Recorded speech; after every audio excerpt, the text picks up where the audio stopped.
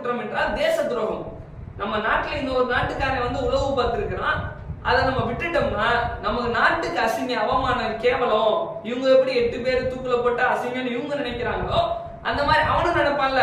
என்னடா நம்ம நாட்டுல வந்து உள்ள பூந்து ஒருத்தன் உளவு பார்த்துட்டு போயிருக்கான், அவனை உசுரோட விட்டா நமக்கு என்ன மரியாதை நினைப்பான்.